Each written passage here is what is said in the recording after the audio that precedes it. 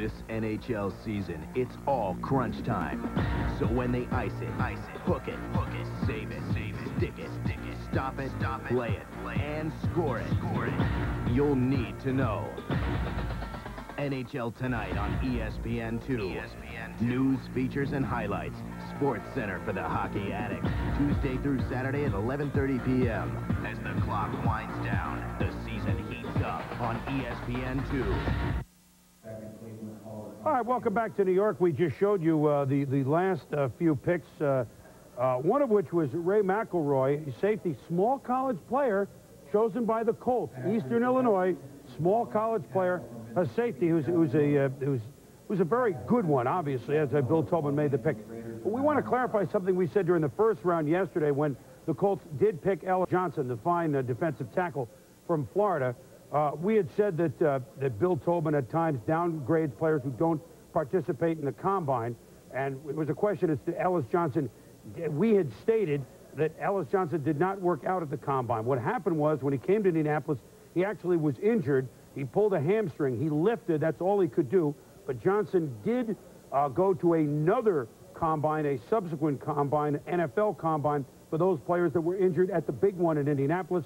He worked out there, so we want to get our facts straight. And Ellis Johnson, the Colts, could be a heck of a player. Now, let's go on to Lavelle Pinckney, who was kind of a tweener. I mean, here's a guy you were talking about yesterday, Joe, and Mel, tight end, wide receiver. What would he be to you in the pros? I think it'd be a Shannon Sharp type H-back, Chris. I think you look at him, and he's got that size, which makes you think tight end, but he didn't do any blocking. You see almost 100 receptions, almost at 20.7-yard average per catch. But he did have some off-the-field problems there at Texas with coaching staff, and you know, had some interruptions in his career, Joe. And I think when you look at Lavelle Pinckney, you're looking at a guy with great speed, ran 4.49 during workouts.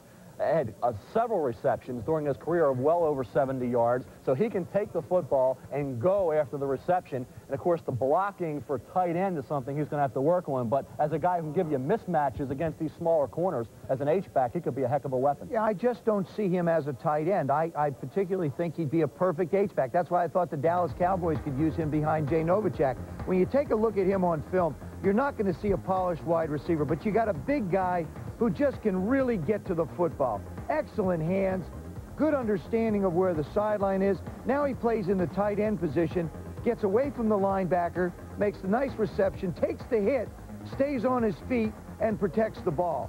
There he is catching the ball, coming in from the left side.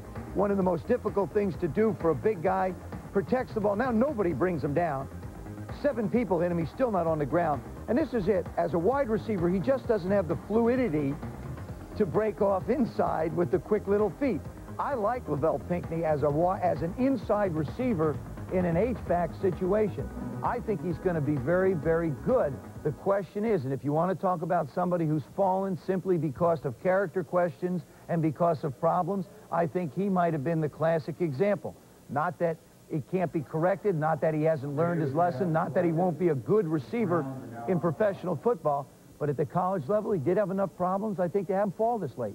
A couple of other picks, let me get across to you very quickly. The Bears have taken Jack Jackson, the speedy wide receiver from Florida. The Packers have taken tackle Jeff Miller from Mississippi. That makes 8 Southeast Conference schools that have players selected thus far. Raiders are on the clock. They just picked Mike Morton, is that right? Yep. So more on him in a moment. That gets you up to date. Let's go down to Jacksonville and Andrea Kramer. Andrea? Well, Chris, you guys were talking about Lavelle Pinckney for quite some time, the Rams pick.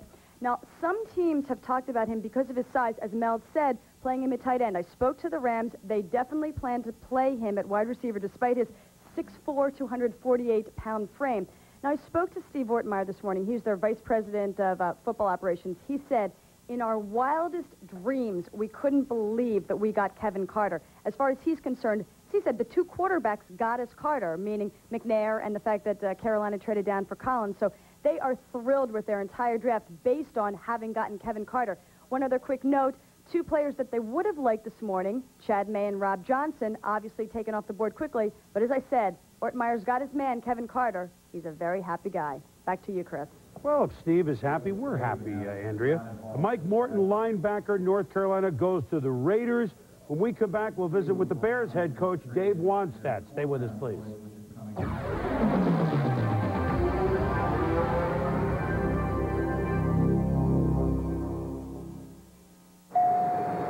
fasten your seatbelts. We've been cleared for takeoff.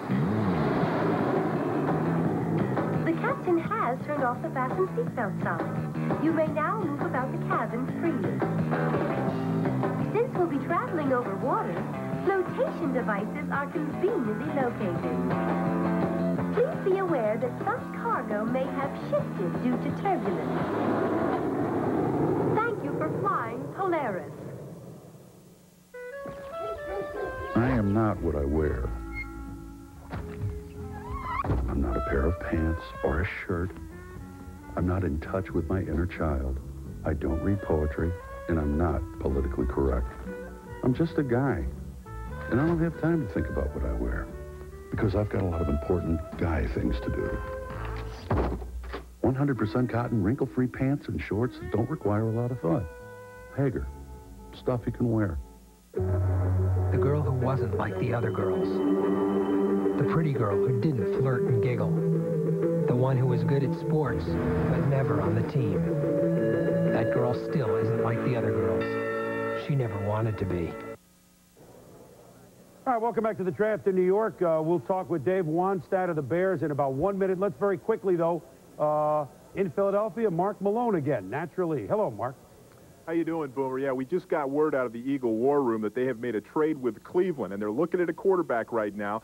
A lot of the guys they liked had slipped by, but Ray Rhodes is thinking, I think, to go with Dave Barr out of the University of California. He's got all the skills to fit into this West Coast offense. He's a little concerned, I think, about the injury factor with Dave Barr, but they said they would address a quarterback here, a guy that they could work on a project.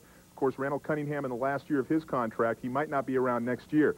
So look for the Philadelphia Eagles to take a quarterback in this round. Boomer? All right, Mark, thank you. We want to update something you just said because you were talking about Dave Barr. This was Cleveland's selection, is that right?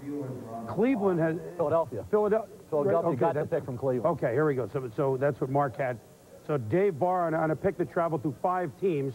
Now Dave Barr travels from California to Philadelphia. So third quarterback now in the 4th round.